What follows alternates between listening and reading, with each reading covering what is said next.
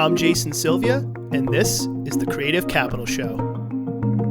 A show about creative people and how those creative people turn into entrepreneurs by taking their creativity and turning it into a business and facing all the trials and tribulations along the way.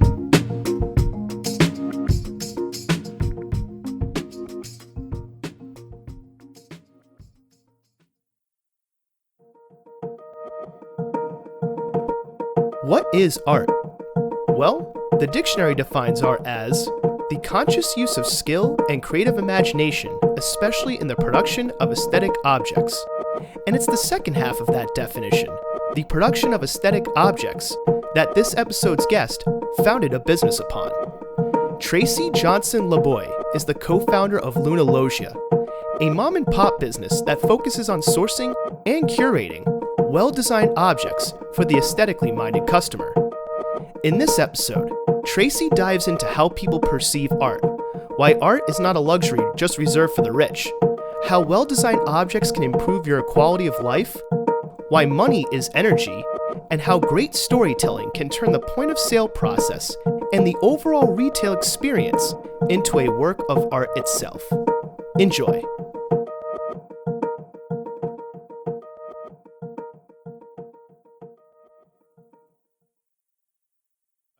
Tracy, welcome. Hi. Thank you. Thanks welcome for having to me. the show. Thank you. I'm so excited to be here. So, who are you and what do you do? I am Tracy Jonsson-Laboy, and I am an artist, a musician, a web developer, and a business owner based in Providence, Rhode Island. I am the proprietor of Luna Loggia, LLC, which is my main heart project right now. And that is an e-commerce design home goods business that is hosted on a really fun and innovative creative website that I got to co-design with my husband. So that actually goes right into my next question. You're not doing this alone, are you? Seems like you're working on this with your husband. And are there other people involved as well? No. So my husband and I, his name is Angel, we came out of the pandemic haze with a skill set that we discovered that we had as a unit more so than apart. He is a web developer and has had experience with other e-commerce businesses. And I am a visual artist that has an interest in basically creating like GIFs and fun marketing and advertising campaigns. I ran a nonprofit in Newport for a while, and actually we came together to create a website for that nonprofit called Newport Art House. And when we had completed it, when we were done arguing about what could or couldn't be done, and we had developed this gorgeous website, we said, this is something that we are really complementing each other around. He's a shy, not aesthetically minded necessarily person, and I'm a completely technologically not inept, but a technological novice, where he is an expert. So together we felt like we could do something really big together and something really fun and joyful, which is the basis of our business as well. So you balance each other out. Yeah, I think that it's important with any type of business that you find a business partner that really does what you don't do well. And then in that way, you can really create something that works. So walk me through the story of Luna Loggia. Hopefully I'm pronouncing that correctly. In the sense of, you have one person on one side that's more about the visual, the aesthetic. You have another person on the other side that's more about the technical aspects. But why the name Luna Loggia? What is the story behind it? And just, what sparked this idea of, hey, let's start an e-commerce site? And I want to get into the fact that it's not your typical e-commerce site from the research I've done. But what sparked all of this? What was the origin story of Luna Loggia? Yeah, so my background is in historic preservation and in material culture. So I have a huge love for the different aesthetic movements throughout time, how we create our homes, how we share our individuality through furnishing, and other things like art and art clothing and that sort of thing. I really have a deep passion for how we communicate who we are through the objects around us and the things that we elevate in our homes and in our environment. So with that in mind, I studied architectural history mainly. So, looking at buildings and looking at interiors, and I've been a real estate agent, has always been something that I've always really loved, and thinking about how people live and how they bring joy into their environment. So I am an avid furniture dater, an antiquarian. I love going to thrift shops and antique shops and all this stuff. And so we were coming out of this web development project together, and my husband is an enabler in every way. And he said, you're really good at making really beautiful websites, and you really love curating. I worked for a nonprofit that I founded in Newport about 11 years ago now. No, excuse me. The nonprofit was founded about 5 years ago, but I lived in Newport for about 11 years, approximately. I've been kind of back and forth. But, and so going back to my husband being an enabler, he said, what would make you really happy? And I said, I have always loved the thought of purchasing and reselling furnishings and bringing my aesthetic happiness around how people live and how to make it great into a business model. And with the caveat that I've always been arguing for the rights and for the visibility of Rhode Island artists, because I think there's a great population of really incredibly talented people in our state. And so the business model came out of that idea that basically my husband wants me to be happy. I want our customers to be happy and people around me by living beautifully. And I also really want Rhode Island artists to have access to markets and be extremely successful in what they do by taking some of those responsibilities that aren't as fun for makers and artists, such as marketing, SEOing, and optimizing their products that they have online. So that's pretty much the short of it. Luna Loggia is my little. I put on my whatever you want to call it, armchair intellectual glasses, and say, the breakers, some of these properties that I really love, they have this architectural feature called the loggia, which is this arched indoor-outdoor space, kind of like a balcony, but with an arched, an archway, essentially. And that is what a loggia is. And most of us have had the experience of standing out on a loggia like that and looking at the moon, and it's a vibe, it's a mood. And I thought, that has a nice ring to it. So that's what we named it, Luna Loggia. So going from that, what was the moment of, okay, you got this idea and, however long it took to build it, to, go from idea to actual, business that's going to generate money and profit. What was that journey like? Did it start out with the business plan? Did you set goals, or was it just make the website? Was it source the products that you would eventually sell first? Which I have more questions about that. Could you go into that journey, just the logistics of like, okay, we have this idea that's great.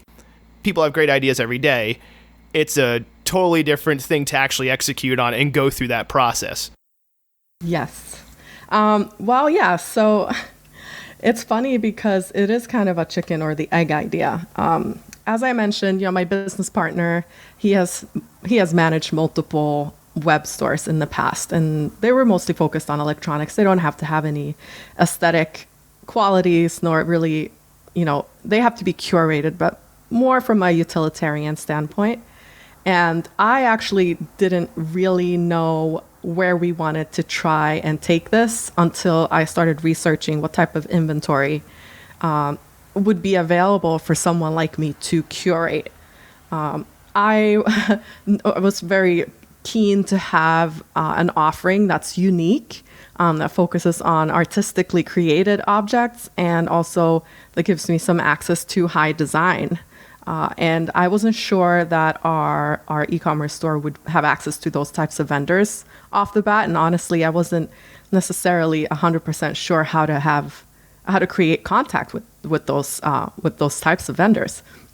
So I was encouraged to do some research and to curate a hypothetical collection for Luna Loggia that would really bring those qualities to life that I feel like if I'm going to own a store, it's going to be the coolest store ever, because of I love to shop for interior design objects, and I'm picky, so I was like, I'm not going to run a knick-knack store.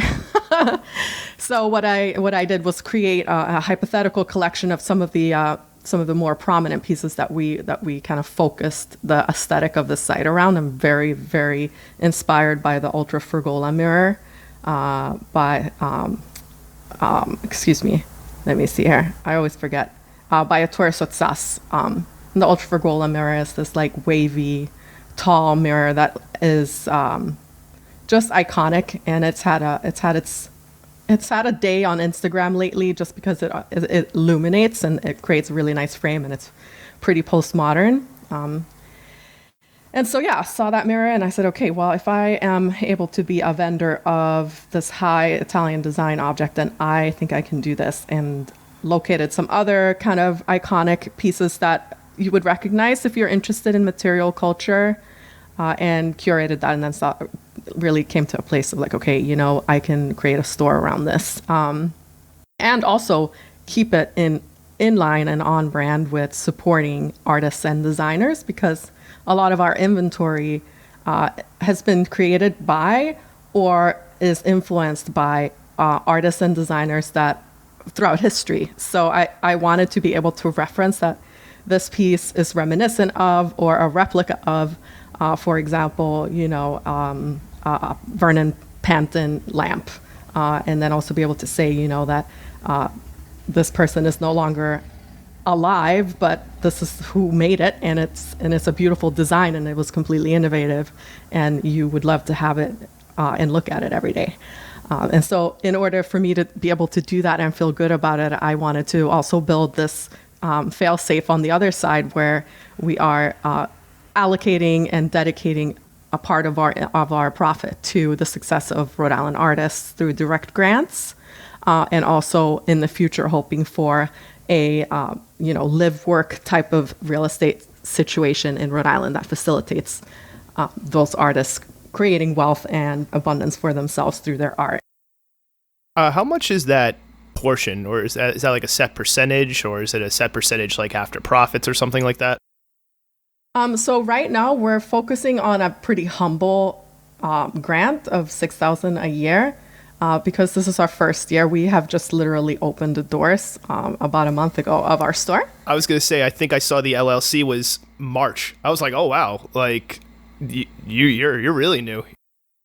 Yeah, we aim high, so this is the other part of this, is that both of the business owners here, we're also artists, and we're also independent contractors, and have been in the hustle for years, and I've been doing it in Rhode Island, and so I think it's really important to have a serious plan. We have our business plan. We've consulted with the SBA. We've had a lot of support from the Design XRI community, and also other entities. So, we have appreciated the support and help that we've received from established business organizations and organizations that support entrepreneurs.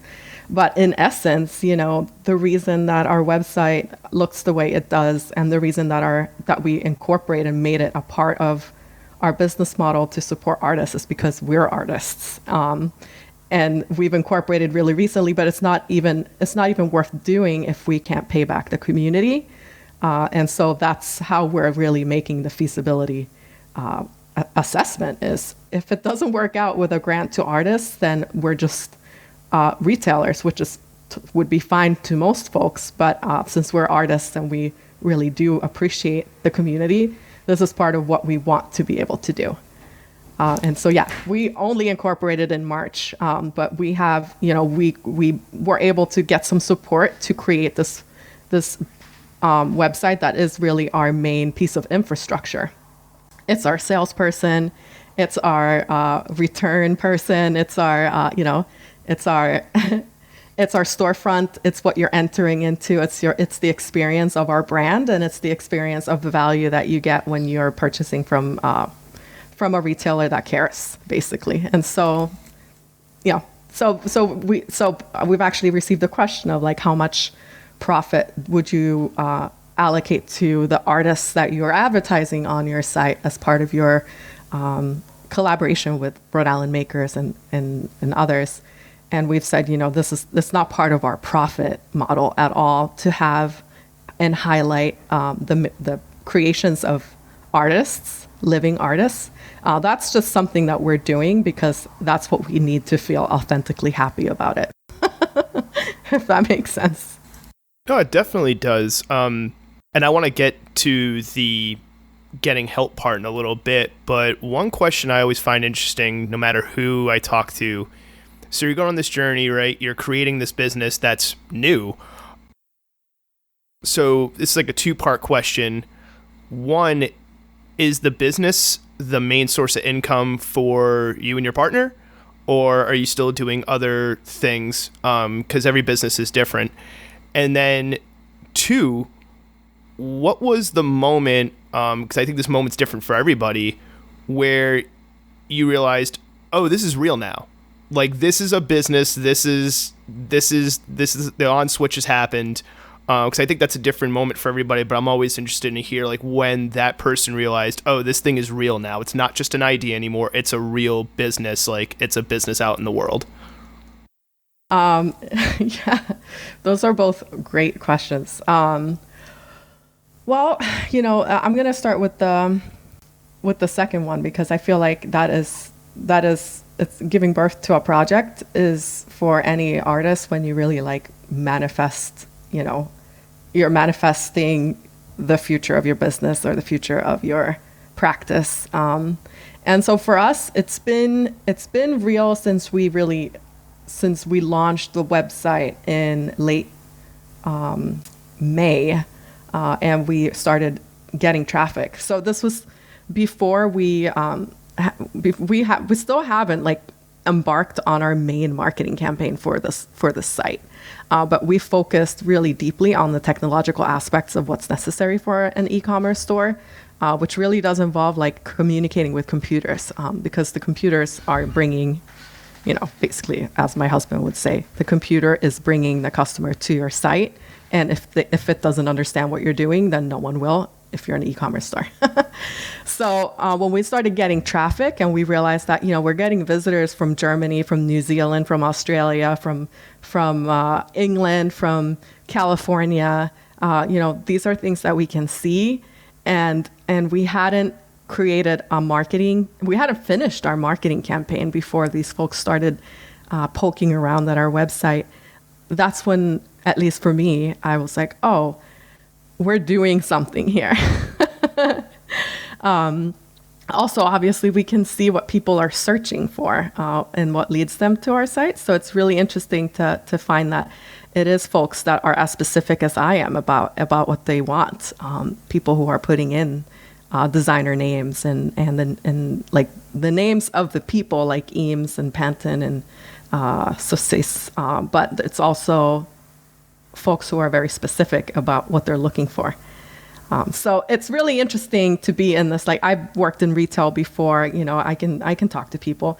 But the fact is that my descriptions of the products and the way that I feel about the way that I feel about what we're selling is coming through strong enough that it's bringing people to our site before we have put out any ads. And that is actually a really difficult thing to achieve. And so that's when it really clicked for me that, okay, we're doing the right thing. I have a skill set of writing. Angel has another skill set of making that writing translate. And people want what we're selling. And that's really fun for us. And people are as interested in design and quality and paying back to the community as we are. So as it relates to it being, if it's our first job or our main primary source of income, it is currently. But we also always have artistic projects on the side. So we're contracting with sound design projects.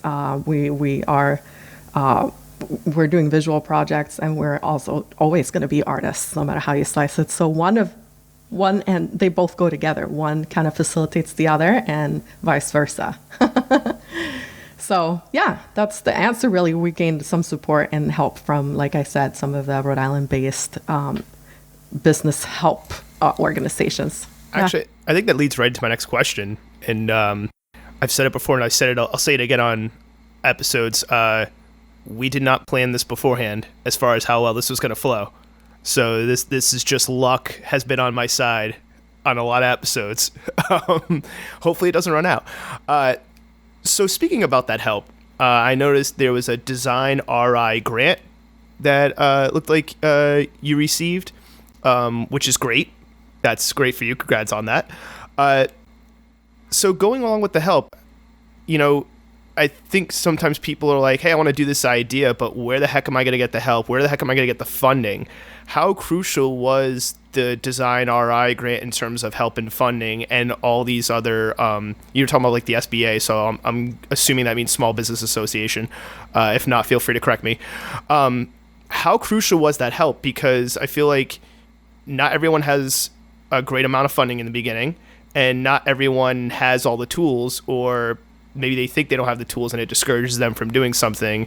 And between you and your partner, you have the balance of the art and the technical, but I'm assuming there was stuff you didn't know as well that you had to learn. So how crucial was, how did you realize what you needed help with? And then how did you find and reach out for these resources? And how crucial were those resources in helping you? Because I think that's something that not everybody feels like they can do, or they feel like they don't have enough knowledge to actually go about that process.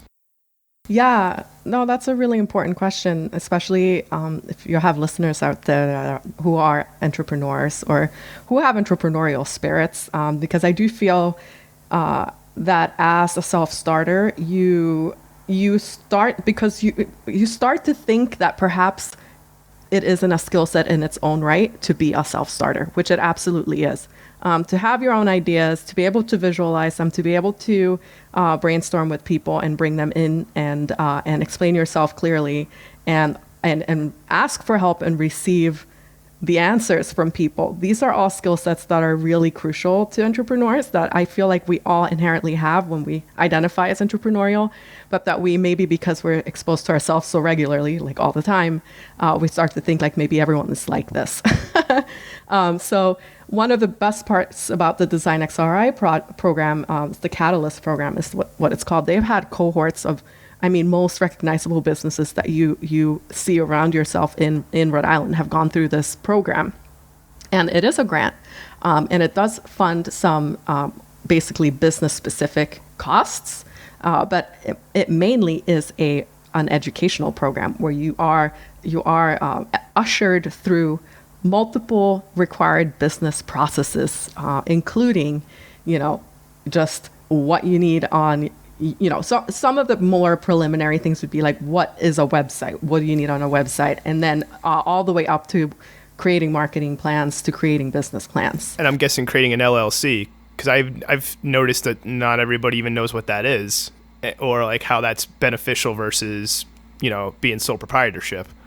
Absolutely. And that actually what they do is really great because their cohorts include a lot of artists and folks who are sole proprietors. They don't require that you become an LLC, but they do educate the cohort on the benefits and obviously the differences of the different business models. So some folks do decide to remain sole proprietors, and they don't discourage that. We felt that we absolutely needed to be an LLC before we went into the Design XRI program. So we had already decided that this was a business we were going to embark on, and we had started on building up the website ourselves. Gaining this grant really allowed us some time to do it really thoroughly. And so it's been a magical experience, especially for me. Like Angel has had some experience, as I mentioned before. I am an extrovert. I love mentorship. And we had the absolute joy of having Katrina Wood be our mentor, who is an incredible business encourager who runs the 10,000 businesses program out of CCRI, I believe. And so, so it not only was it like a class that we had to sit in on every week with experts and professionals from all different walks of the business community, but we also were connected with mentors who really kept an eye on our processes and our own successes within the program. So just a really wonderful opportunity to dig deep and work on the business and not at the business to start. And I didn't want to interrupt your train of thought, but anybody who's listening, if you're like, what the heck is a sole proprietorship versus an LLC? The quick version, because we could do a whole separate podcast on that.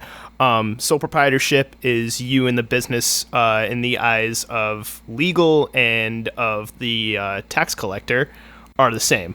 Limited liability company means your business is it's considered a separate entity from you in terms of taxes. That's the really short version. But anybody who's listening to this, go look that up if you have an entrepreneurial spirit, because knowing the difference between the two and which one you want is definitely crucial.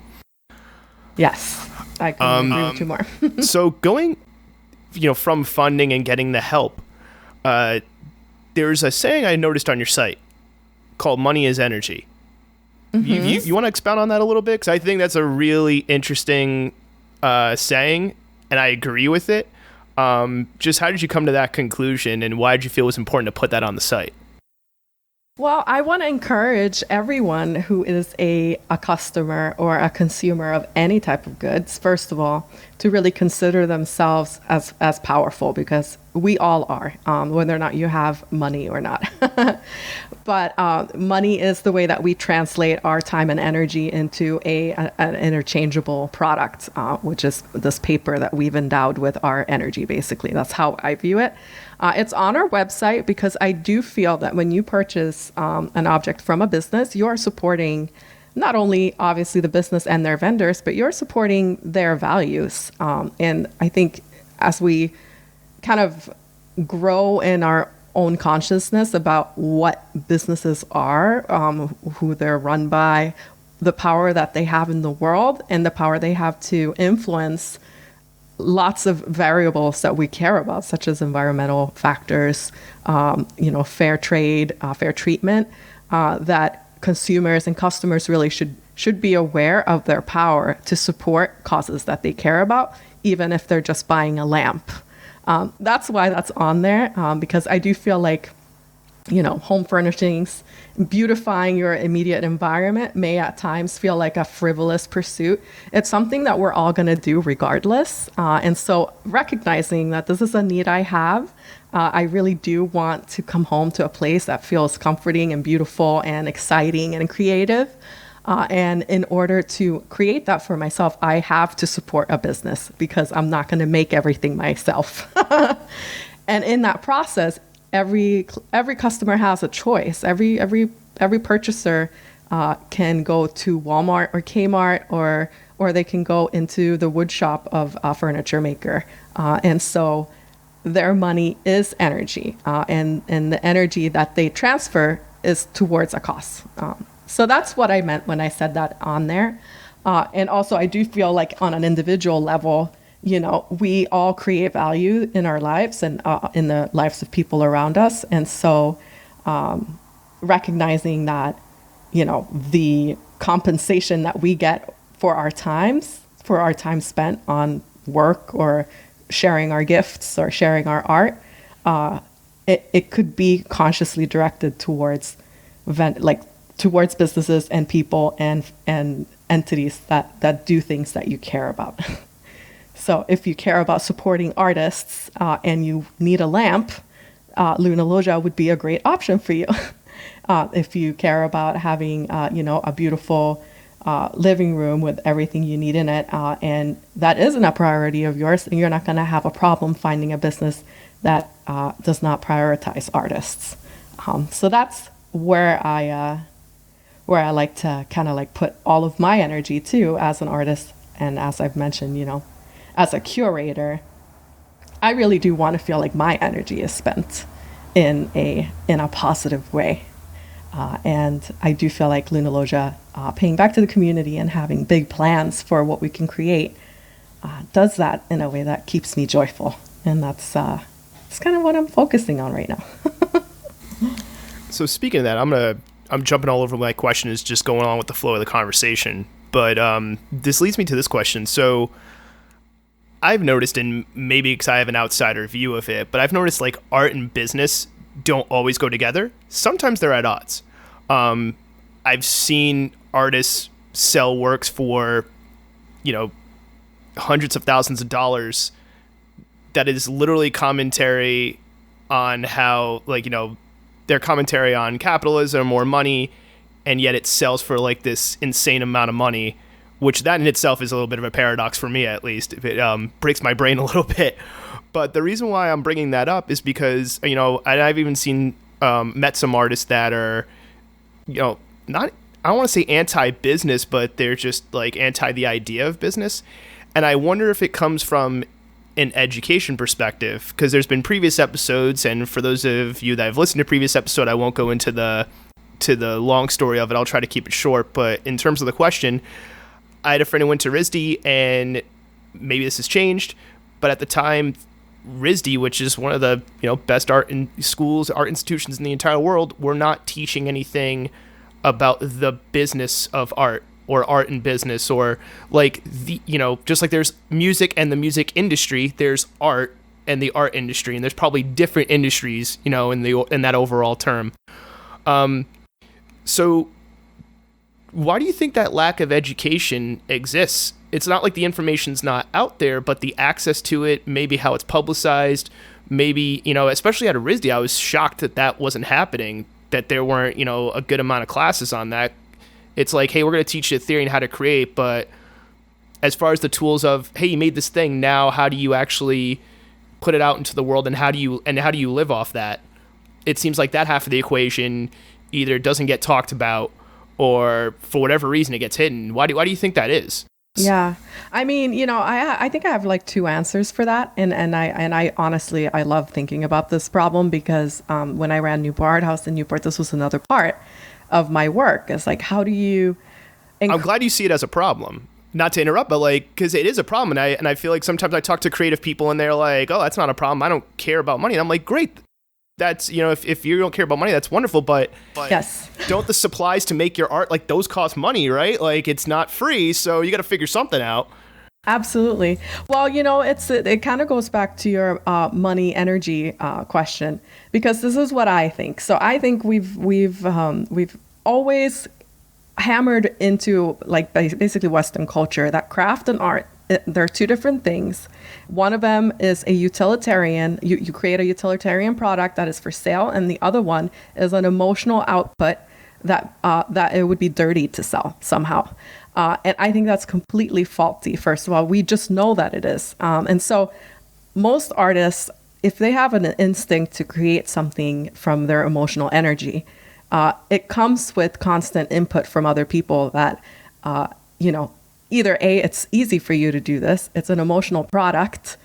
So you're either, somehow you're not studying it, or you're not learning, you're not spending all your time perfecting this, which is obviously wrong, because most artists are spending so much time perfecting their craft and practice. Somehow, because it's passion-based, I think our society makes it, somehow perverse to sell the products of your passion.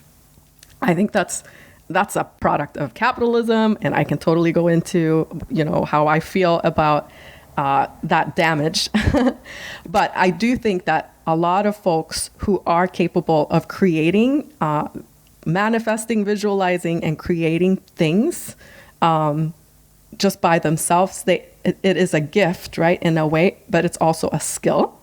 And most people don't, even if you happen to have the gift of being able to do so without studying, you need to learn parts of your craft. And equally, in order to continue your craft, you need to learn the skills that are associated with business. Because if you are creating something and you're trying to live off of it, then you're trying to exchange it for goods that you can live off of. You are a business person because that is what business is. It's just exchanging energy.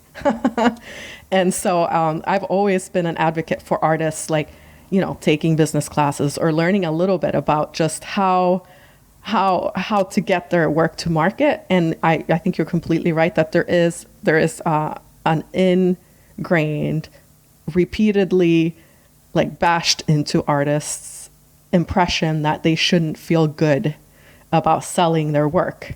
But of course they should, because if they're not selling their work, they're going to be selling their bodies in some other way, if that makes sense, by working for someone else. And so I've always, basically I'm a little bit of a businessy person, and I think what artists could really gain from is like looking at specific models. I actually gained a lot from just hearing about like the types of businesses that exist. So a business to customer business and a business to business business. Oh yeah, B2B versus B2C. So glad you mentioned that. So there you go, folks. You're learning terms today. B2B versus B2C. Yeah. And those terms, I was an artist. I mean, I've been an artist forever. Like I was, selling music, selling, visual goods, selling sound design, selling jewelry. Like I've done all of the things, and I had never heard those terms until I took the design XRI class. Angel would roll his eyes because he actually has more experience in business. But this is something that I think, why didn't anyone tell me that, that this is an important part to think about? Am I selling directly to a client or not? Yeah. But why do you think that's happening even on the institutional level? Like even like the higher institutions, like I was shocked when I found that out about RISD. I don't know if it's changed, but at least the time I found that out, I was like, really? One of the best art schools in the world, and they're not even offering anything? Like, do you think that's a cultural thing? Do you think that there's some other intent behind that? Because that's where I got really surprised. Like, I could see maybe, like, the art program at a community college or something. Maybe they don't have the resources or whatnot. But, like, RISD not having the resources would be an insane reason to me. I think there is a revolution in the workforce period right now, where many different types of business people are realizing that we've had unnecessary middlemen for the last century. The last century with the Industrial Revolution and everything, as a historian, I can tell you that we just created a bunch of middlemen, and that's fine. Like that served the middle class and all that stuff pretty okay, right? But right now, you don't, so basically, if you're in art school, you're being told you should get an agent. That agent is the person that's educated on business, about business and about the art business. And that's fine. But just like any other legal relationship you have, you need to be aware of the fundamentals before you hire someone who's going to take care of the most important part of your business other than creating art. Yeah, it's the point of sale. Exactly. And so when you're hiring a middleman to do that for you, fair enough, you should probably have an idea of what it involves. And I think that is what art schools are kind of like, somehow they fetishize like the fact that people are amazing at creating things, and they say just focus on this and you can get an agent to do the other part. I think that that's a great place to be once you know business and you don't want to deal with it anymore. But yeah, I completely agree. And I think it's changing, that artists really do need to understand how to get to market directly, and also how to identify businesses that can help them, who are customer facing, so that if they don't want to be customer facing, they themselves can, focus on their craft, but they need to have an awareness of it, like that term, to even identify how they're going to work out their sales model. Well, it seems like that's where Luna Loggia could come in, and actually leads to my next question, as far as what your business does and what it provides. Because the idea of the agent, right, doesn't mean every agent's good or has the artist's best intention in mind. There's good and bad with every industry. So I feel like Luna Loggia is doing multiple things. I think one of them is acting as that agent and going along with that idea. So you source and curate, works, products from all over the world. So it's going to be a multi-part question. What goes into the decision-making process of like, yeah, this piece, this work by this artist, this is something we should feature, versus maybe another piece of work from another artist that you don't feature? So what is the criteria? What do you base it on? And then, actually, it's going to be a 3-part question now, just now that I'm thinking about it. So what do you base that on? Like what how does the curation process work? And then also, how do you reach out to these artists? Is it just like when I reached out to you for the podcast, is it just like a cold call almost? Because I think some people forget that in business you have to do sales and you got to reach out to people and you're gonna have to, get your product somehow. And then how much of it is product directly from the artists versus almost like the arbitrage of a flip, meaning like something that you have found versus like something that's directly made for the site. So I guess it's three parts. What's the curation process? How do you decide what products and which pieces of art make it to the site? How do you reach out to artists and work with them? And then finally, how much of it is like made specifically for the site versus like stuff you have found into an arbitrage? Mm-hmm. Yeah. So in terms of the decision making and the criteria for our curation, right now it's fully based on what I like. And so essentially the decision-making criteria for artist-based work is that we have an agreement with the artist about, the number of inventory that they're able to provide and the duration that they're willing to let us have it up for them. Our payback to artists is that we are capable and expert at SEOing and personalization as it comes to marketing their products. And so it's a relationship. It's a symbiotic relationship with an agreement that essentially, can we have your beautiful vase up for 2 months that will advertise heavily, and then after that, hopefully it drives business to your site and it creates a market for you, and it elevates our collection of other goods in terms of it, like basically a Rhode Island-based glass blower's work, for example, will always make the rest of our site look good.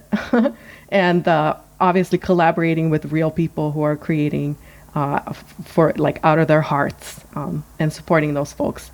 It's a great value that we are providing and that a customer who's buying from Luna Loggia is supporting.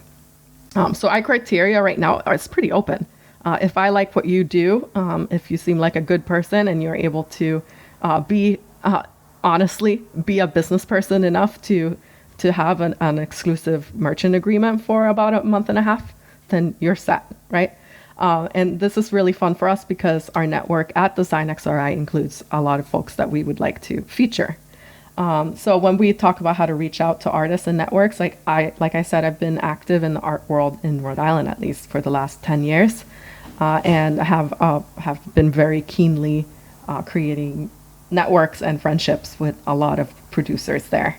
And so if I am interested in meeting a new artist that I have located, I'm very, very easy to like, I'm not shy. So I will just reach out and be like, hey, we have the site. Are you looking to expand on your market? And I also always like to ask how we can serve the creator, right? The artist, the person that's making the goods, because there are always, every maker has a different need. So if they say, well, my high-end products are selling pretty good, but my middle tier product, this in particular, I have an overflow of inventory. So maybe you guys would be interested in featuring it.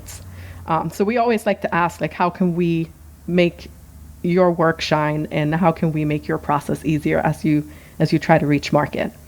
And then in terms of there's no set percentage of how much of it on our website is directly coming from like Rhode Island-based artists. We're an e-commerce store, so we're sourcing internationally, not just from like workshops of designers and artists, but also from like bigger producers that are established, vendors that serve other big furniture stores. So we're kind of dipping into multiple rivers to create like the perfect mixture that allows folks to shop in a way that feels like, in a way that serves their interest in serving arts communities, their need to have a beautiful environment, and also basically, their need for somewhere to sit or their need for a light in the corner. So that's kind of how we're working it out. And we're very flexible. I think one of our strengths is that we're a young company. Both of us are young folks. We're millennials. We understand that millennials shop differently. They hang out on the internet differently than previous generations. And Gen Z is even more so. So we're looking at other models like incorporating subscriptions and possibly rentals, because a lot of folks are doing subscription like couches and furnishings that you can have in your home for like, $60 a month, that you might not be able to afford to buy straight out. So yeah, that's kind of like we're very creatively looking at our model and being flexible and making sure that our artist community is being served, that it's a profitable business, and that we're feeling authentically happy and authentically fair about what we're doing, and that our customers think that we're providing them with a great service.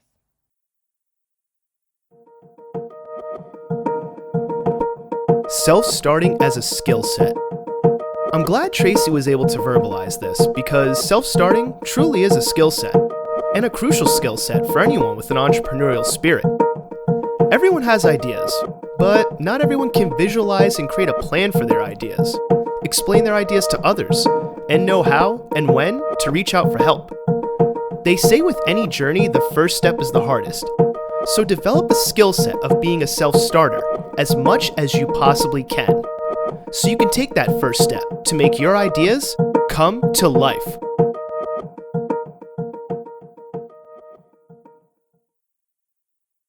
So you mentioned before that your site was getting this traffic without separate marketing, which is amazing. And to me, I think it's off the strength of your site. It's off the strength of, the storytelling that you do with the site and the brand. With that being said, and I've noticed that the storytelling goes from like how you describe collection of products to each product, to each category. It's like there's mini stories. Was that a conscious business decision, or is that just naturally how you and your partner are, and it just comes out through the business? Thank you so much for pointing that out, that you noticed the storytelling. So it is a combination. So basically, as you can probably tell, I can just muse on about things that I love and what I'm observing. And as I mentioned, I'm extremely passionate. It makes me extremely happy to think about individual pieces of furniture, individual artists, individual aesthetic movements, and just how we as human beings who lived in caves, even when we lived in caves, made sure that we thought they were freaking awesome inside. You know what I mean? So what is that? That's the psychology of I want to have a great life, and I can take any of this, put it around me and feel better about it, or create experiences for myself in my home. It's just mind blowing to me that we even do that. First of all, we don't just collect sticks and make a little nest and live there. We decorate the nest. So storytelling is something that comes naturally to me around this particular topic because I just think about it so much. Now, as we were looking at a business model, we realized that I spend an enormous amount of time on Pinterest, on architectural design websites, on on forums, on magazine sites that focus on interior design, psychology, building design, just design in general.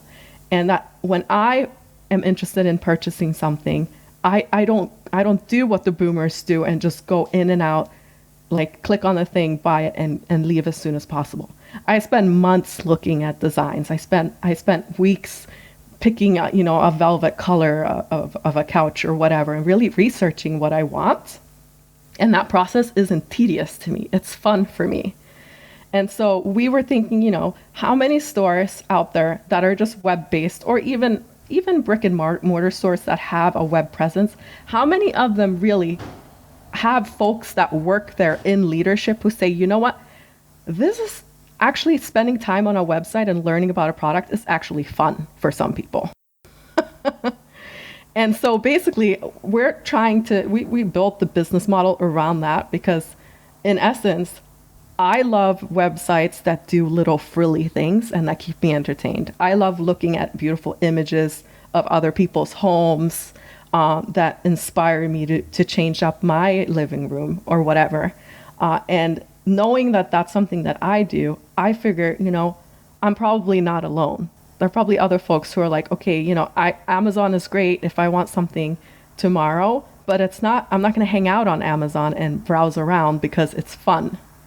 And so the website is an experience, and we wanted to make sure that we create little mini experiences throughout the website that lets our customers know that, hey, you know what, even if you don't buy something, just hang out, enjoy. The world is beautiful. There are beautiful objects around you. You can buy stuff here if you like, or you can just read about it, or you can read about this awesome 3D artist that created a rendering with this particular piece of furniture, but it's in space. Why not? And we just thought that, businesses aren't really embracing the millennial mindset of like, I spend time on the internet because it's fun. It's not a chore. It's not just because it's convenient. It's because I'm aesthetically interacting with a world. And so when we built the website, I'm constantly challenging my husband for more and more tools to create experiences throughout it that I think in its own right is a piece of it's my artistic practice in a way to be like, okay, I'm going to have this bird fly across the screen here just because, like, why not?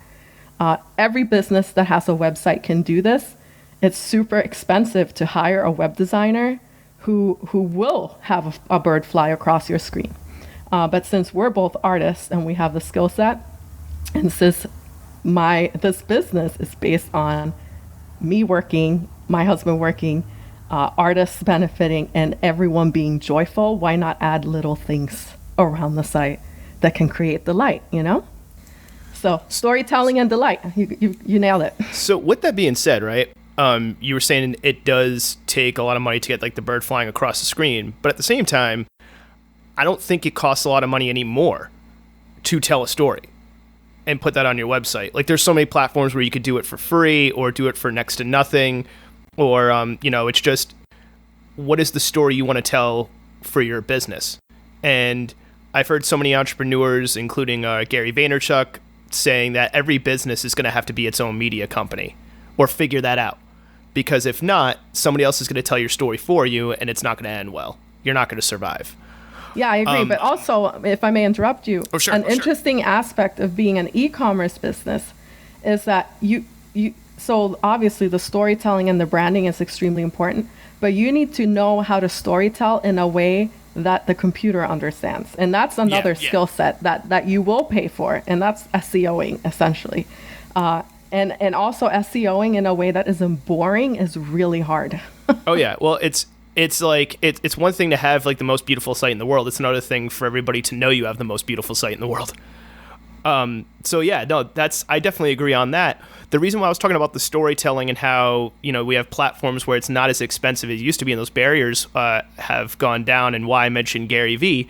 And I'll mention another website that I think does a good job of it, Mr. Porter for the menswear enthusiast, or Net-a-Porter. If you're not a menswear enthusiast, I think they do a good job at, it's a site for clothes, but there's a lot of editorial content, and I'm on that site every day just reading that stuff because I find it interesting, and then I'll make a purchase later on. Do you think that's going to be the future for not just the aesthetic-based or design-based businesses, but every business? Do you think that's going to be the future, that they're going to have to interweave editorial and story-based content with the actual, product-based content? Yeah, I absolutely think so. I mean, we're coming into a time when, engagement, when it comes to anything, engagement is like number one. So if you are interacting with a storefront, you walk into a store and it's not engaging, it's not laid out a way that you like, the store attendant is rude to you or whatever, you get the vibe that you need to get out of there as soon as possible because whatever, they're flipping a table, or, if you're in a restaurant, like these types of micro engagements are so important. And I don't think, even if you went to business school, no one's really talking about it in that way yet. Editorials, social media integration, aesthetic surprises, obviously like streamlined customer service and ease of use. These are all aspects of business that like, I mean, they're priceless, you know? I mean, and also I think like the culture of shopping online is so new that folks are trying to work out how you even create a client. So if you have editorial content, if you're just sharing, generosity is so important in this arena. Editorials and social media is supposed to be just like sharing. As you're a human being, you're running a business or you're a brand, and you're prioritizing certain types of content. You're elevating people and specific achievements in others, and you're contributing to a culture by existing, right? And so if you don't have editorials, if you don't have ways for your customer to understand what you're about, and to get to know you as a business, that I think you're shooting yourself in the foot, at least in the 21st century, you know? So yeah, absolutely the future. And also just not have it be, you know, the like Craigslist, you know, it's not just stuff for sale. We can go anywhere for stuff for sale. Yeah. You know? How do you think art affects quality of life? Because I think that's a big component of what you do is how much art affects your living space and how your living space affects your quality of life. But I don't think everybody necessarily thinks about that. And it doesn't necessarily have to mean art within your living space. Like it could be public art. But how do you think art affects quality of life? Well, I'm going to say here in closing, because I mean, this is my existential question, is how to share how I feel about how art affects quality of life, because I am just constantly in appreciation of artistic creations around me. So my impression is that without art and aesthetic communication and emotional output, I think we would all whittle up and die, like not to be super dramatic, but I think the contributions of people who are in tune with how color affects people, how movement creates a change in mood, how textures like evoke different types of thought patterns, like these people are contributing to human society and always have. And for those who aren't endowed with that type of sensitivity, I'm always surprised at societies that don't award and reward artists, because I think those societies just don't recognize how important it is to have beautiful things that have been thought of and have energy in them, by virtue of them being created by people who are sensitively and obsessively thinking about how all these things affect us as human beings. It's kind of like, you know, you think about like the difference between being like colorblind and not colorblind. Like there are pros and cons to both. You probably have other senses that kick in when you're colorblind, but it's like none of us have the time to be experts at color theory and psychology and also music. You know what I mean? Some folks maybe do, but most of us don't. Most of us don't have the capacity to like design a couch that is just like revolutionary, you know? I know I don't. And so I think art affects quality of life because it really does infuse everybody's environment with intention, because someone has put intention into the design of this. And if you don't have the time to put intention into the design of your cup or whatever, then you could buy it from someone who has. And I think that's so cool. And I think it's beautiful and it makes you happy. So going along with that, I noticed a saying on your site. It was something about buying less stuff, right? And, you know, buying either quality or buying from local or buying both, like quality and local.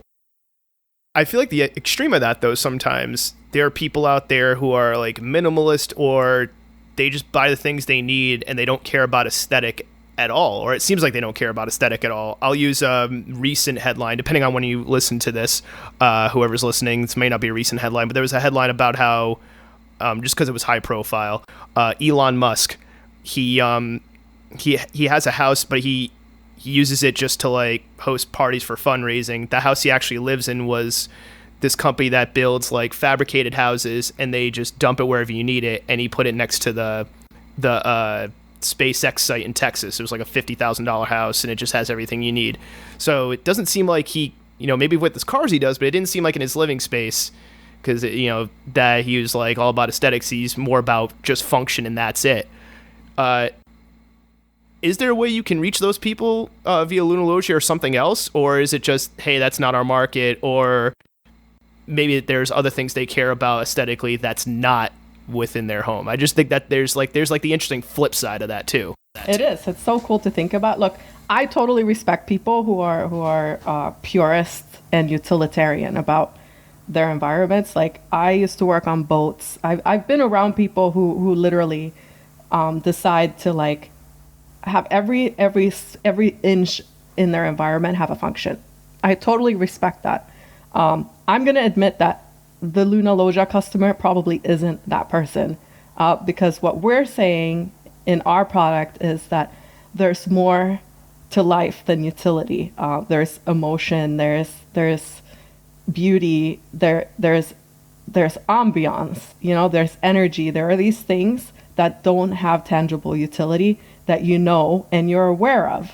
And if you enjoy being in that space of basically basking in these almost not mystical, but these things that we don't have names for, we don't really necessarily have a utility for tangibly right now, then you're going to find products that kind of evoke those feelings for you at Luna Loggia. Minimalism is something that we do talk about, because I do think that some things are easier to understand in isolation. So obviously modernism has placed artworks in white boxes, for example. My personal opinions aside, I think that could be useful for really like observing one thing at a time. So I like minimalism as an aesthetic because it does allow you to say, okay, here is the object, and in isolation, it makes me feel this. And it looks this way, and it creates this vibe.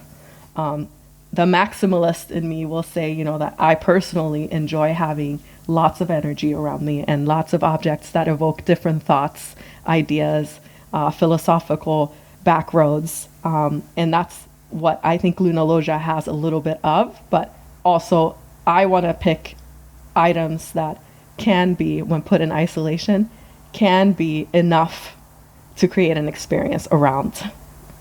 But yeah, Elon Musk, hey buddy, if you're interested in something beautiful and you want to populate your house with some awesome pieces, come on over to Luna Loggia. If you're looking for pure utility, I can throw you some other way, definitely. Gotcha.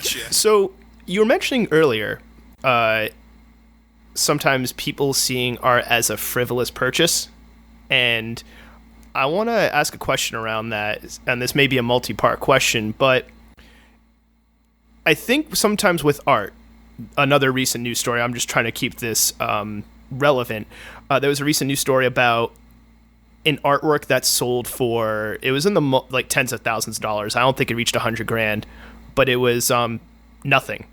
Like, the artist literally sold nothing. That was the piece. And then now he's getting sued by another artist who said, I did that nothing idea 4 years ago.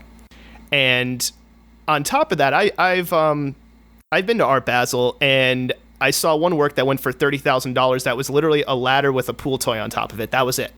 And I think sometimes when people see that, like the person who is not in the art world or outside of the art world, they have this idea of like, oh yeah, art is frivolous. It's just, a way for rich people to money launder, or like, you'll hear like a millionaire say, I bought this as an investment because I'm going to flip it later on. I think Jay-Z actually has a line about it in the story of OJ, where he buys a piece of artwork, he's going to give the money to his children. So there is that perception that like art and good design is for the rich only, or it's this frivolous like luxury thing.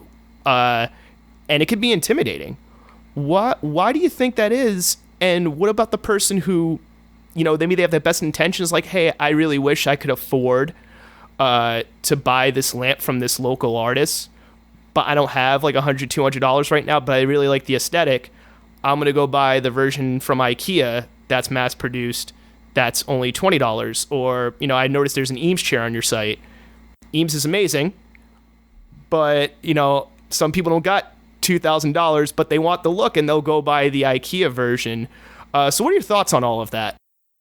Well, I mean, this is this is art school, philosophy class and also material culture philosophy class. So art for art's sake. I think conceptual art and the contemporary art market has made it more visible that some people support, some folks, some art patrons enjoy supporting conceptual art. And the whole point of conceptual art is that it's a concept, right? So you're buying a philosophy here. There's a whole conversation about NFTs, which I think is kind of interesting because, you're buying art that is a digital version. I was going to ask you about that. That could be a whole separate podcast. Yeah, exactly. But so some people are opposed to that, for example. But that makes so much sense to me because you're literally buying it from the artists themselves. So art for art's sake, I think people need to get closer to what art really is. It isn't only a horse sliced up into pieces, you know what I mean? Which is a wild piece of art it's like the explanation of the art is the art. That's what conceptual art is in many ways, right? Without the explanation, it makes no sense. And so what you're really is, you're paying a philosopher to think when you buy conceptual art, which I think is great. And I wish we paid lots of philosophers to think. I think it would be a cool world. But, the Eames chair, for example, designers are artists who like to make things that work. Just like the craft world is the same. They're artists and aesthetic people who make things that are used. So I think there are multiple tiers of creators, and I think conceptual artists are people who like to make things that they think about a lot. My personal opinion is that I think the world would be a great place if we encouraged different levels of thinking by economically stimulating them, because thinking is a worthy pursuit for any human culture. But I'm also intimidated by the cost of a banana taped to the wall. Oh yeah, that was another one. That was also at Art Basel.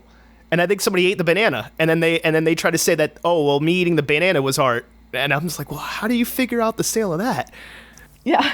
Well, you know what? To each their own. There's time-based art, there's performance art, there's all this expression. And I think that if someone's paying you to express something, then bless, God bless. Honestly, I'm not even a religious person. Just keep it up, right? But I don't think that people who are looking at from the outside in, looking and saying, this person taped the banana on the wall, and then someone bought it, and then that person ate it and said that they were making art.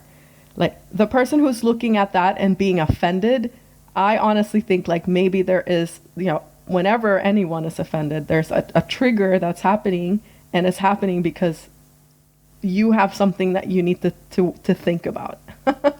And so if your thought is, why would anyone buy money? There's a lot of money trauma in this world. Capitalism has made it really difficult to feel good about money, and we go back to the energy thing. And I think artists who have a hard time selling their art need to explore their money trauma. And I think people who look at people who are eating bananas that they just bought for millions of dollars, I understand the irritation, but there also needs to be a okay, why am I irritated by this kind of thing? You know what I mean? Do you think there's a happy medium? And by that I mean, you look at somebody like Adita Rams, who has his, I don't know if it was 10 commandments or 10 principles. Maybe I'm getting a little too biblical here with 10 commandments, but he had his 10 principles of good design. And he designed stuff for Braun. Mass market company. I look at it's amazing design at scale. Fast forward to now, you have artists, either they're clothing designers or different types of designers, where they're doing special collaborations or collections with big box retail stores. Virgil Abloh and a number of other artists too. Just Virgil Abloh's top of the mind for me right now. Did a collection with IKEA. You had high design houses working with Uniqlo and even Target in like the clothing space. Do you think that that's going to be more prevalent? Do you think that that might be like the happy medium or the hybrid where somebody's got, forgive me for this saying, I'll try to keep it as accurate as possible, Eames level taste, but an IKEA budget? Where like, do you think that's going to be maybe the happy medium, or like the future, we're going to see more stuff like that maybe? Well, the thing is, like, I mean, if you look at the history of like artistry and patronage, I mean, back in the day, if you were an artist, you were, if you were any good, let's say, or a designer or an engineer even, let's call it, like any type of polymath with an artistic bent would be hosted and basically put up by the wealthy folks in your town. So you would have a patron that would support your process, your development, and that model is no longer effective, or it's no longer happening, right? And so if you're an artist, if you enjoy thinking and making things and thinking about how those things affect people, I think it's totally fair to go to whoever can be your most effective patron. And so if you're interested in reaching a broad market and you go for a company that has a broad market, like I said, I'm not going to criticize anyone for that. I do think we're also in an industrial, we're basically almost like in a post-industrial time. So we expect to be able to have access to products that through most human history, most people have not had access to. And in this world that we live in, aesthetically minded people are going to want to have access to objects that have no reason to be expensive. Like, an Eames chair is a beautiful piece of work. It was designed and it was thought about deeply by a person by a couple none of whom are alive anymore. So these folks, right, their products are being now made by a company that continues to make their chairs. And that's great, but there are also other companies that make their chairs. And so it's a matter of like, okay, if you really want an Eames chair, you now have the choice to go for the company that's following the rules of the original maker to a T. And if that's really important to you, I completely understand. And that's where you should buy your Eames chair. If you're looking at it because it looks great and it's comfortable to sit in, and you might not be as concerned with the like quality of, let's say, like the specific type of leather that it's made out of, or the specific type of plywood that is shaped with, and you want the aesthetic, then you have options now as a consumer. And I think that's, as a customer, that's the result of a globalized society. You don't have to go to the workshop of the artist anymore. If you want to, you should. If you can afford it, you definitely should. But IKEA, I'm Swedish, right? I am half Swedish.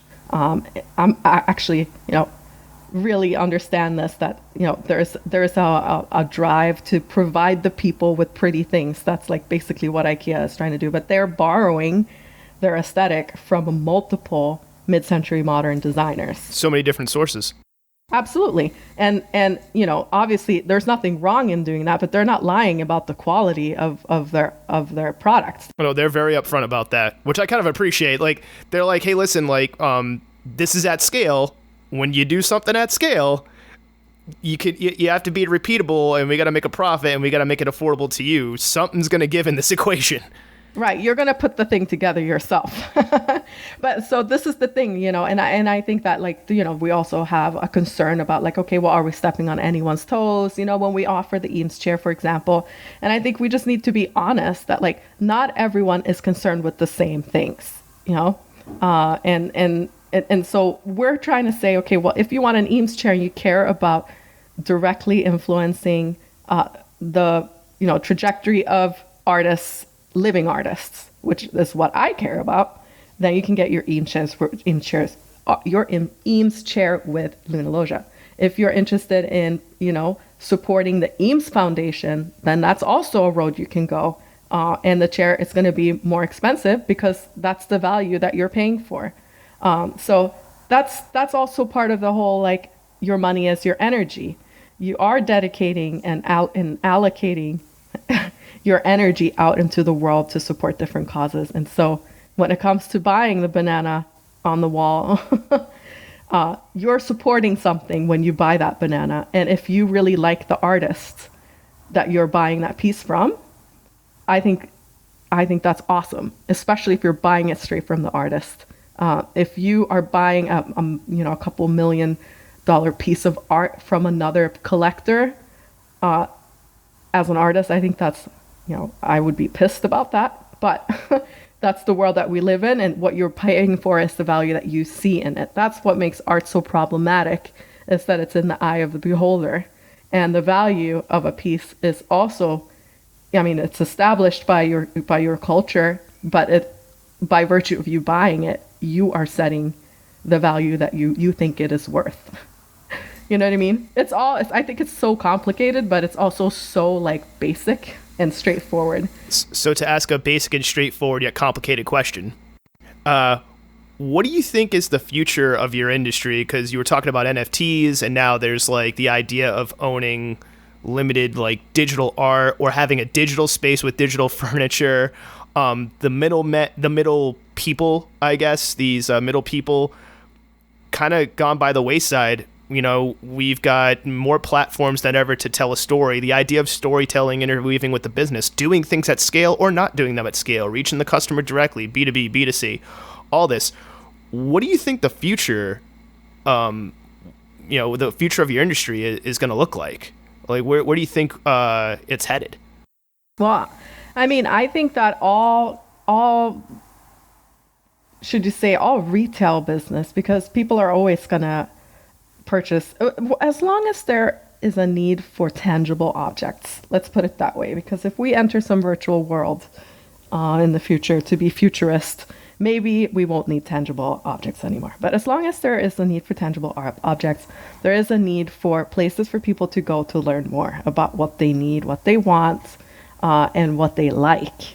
And so if you look at industry studies right now, the furniture market online is looking incredibly strong and robust.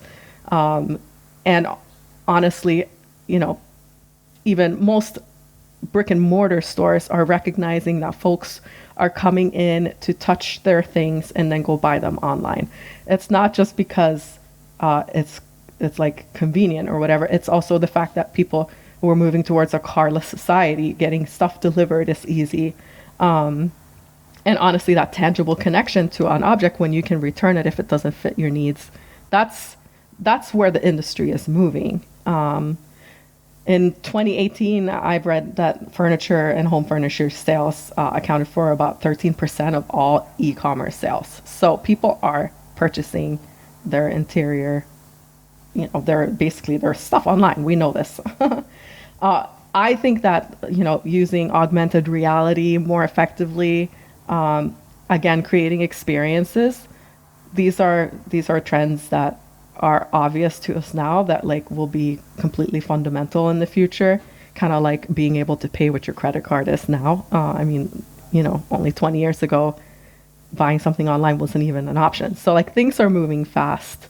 But I think when it comes to NFTs and digital products, that was also something that I was thinking of encouraging artists to use Luna Loggia to sell, is recurring virtual income from virtual products. It's something that everyone should be exploring, because it's a great business model as well to have reproducible virtual products, like obviously videos and NFTs and sticker packs and collateral that people need for their web presences.